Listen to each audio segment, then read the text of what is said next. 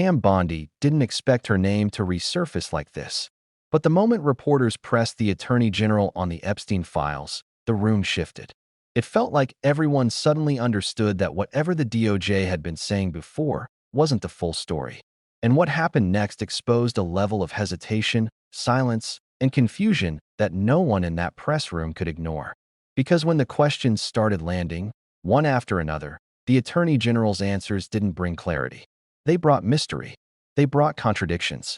They brought a sense that something bigger was happening behind the scenes, something even the DOJ wasn't prepared to explain. $1 billion. Go ahead, and off topic. On the Epstein files, does the new investigation by the Southern District of New York U.S. Attorney prevent the department from releasing all of the remaining files? So we have released over 33,000 Epstein documents to the Hill, and we'll continue to follow the law and to have maximum transparency. Also, we will always encourage all victims to come forward.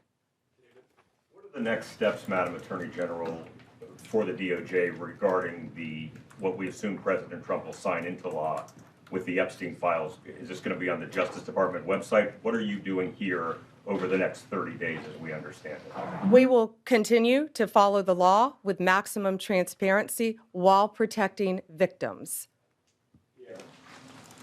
When you say follow the law, Madam Attorney General, do you mean that you will provide all the files by 30 days? We will follow the law. The law passed both chambers last evening. It has not yet been signed, but we will continue to follow the law, again, while protecting victims, but also providing maximum transparency.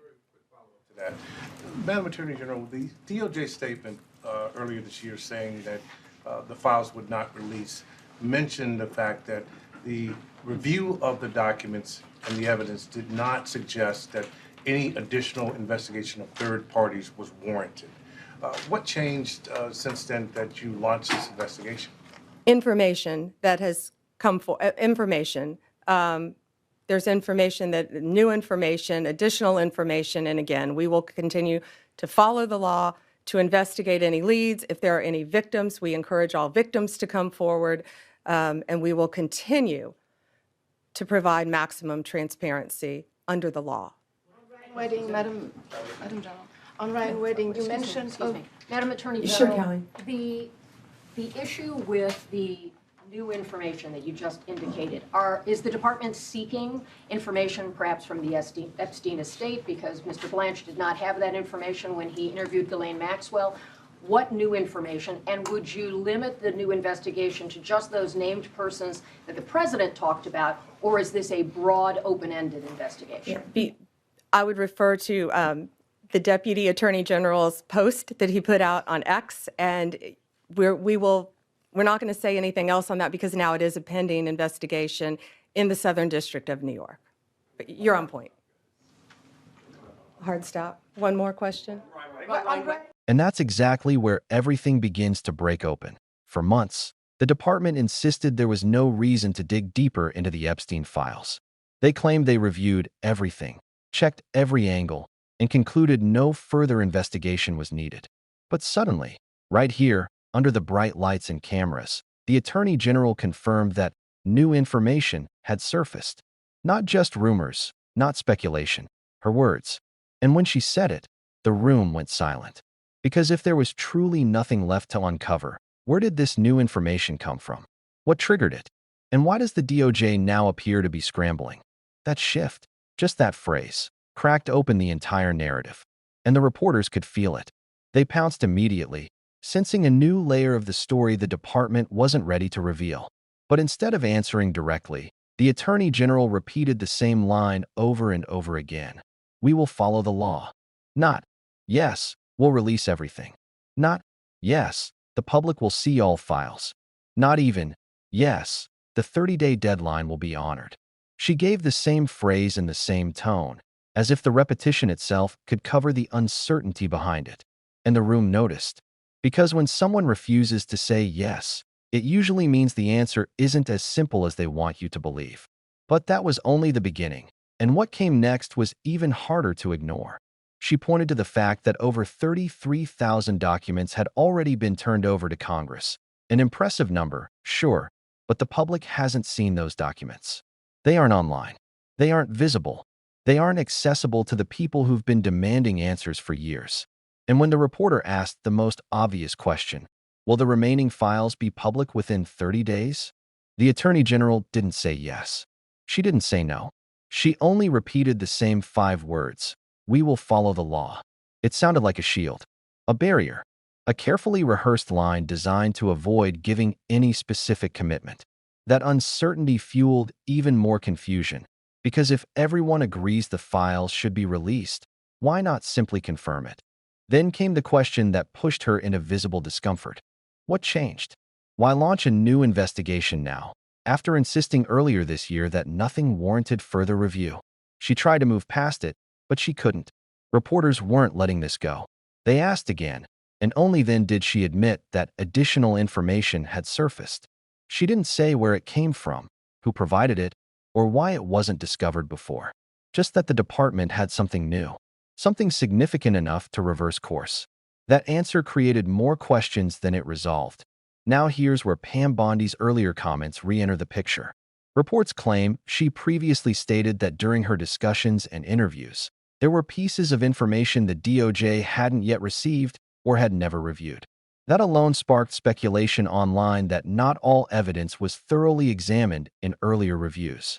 And here, right in this moment, the Attorney General's vague acknowledgement of new information aligned perfectly with those earlier concerns. It didn't confirm anything, of course, but it didn't contradict them either, and that tension made the room feel even heavier. But then came the pivot point, the question everyone in that press room knew would either blow the story open or shut it down completely. Was this new investigation limited to the individuals recently named publicly, or was it broad and open-ended? The Attorney General didn't hesitate. She avoided the question entirely. She pointed reporters to a short, vague post from the Deputy Attorney General on X. No further explanation, no clarification, no commitment. That avoidance reinforced the biggest suspicion lingering in the air. The scope of this investigation might be far wider than the department wants to admit. Or, at the very least, they're not ready to talk about it. Not publicly. Not yet. And then, right when the pressure reached its peak, a reporter asked the one question that changed everything. Was the DOJ seeking information from the Epstein estate? Because if the new information didn't come from inside the department, then it had to come from someone connected to the case.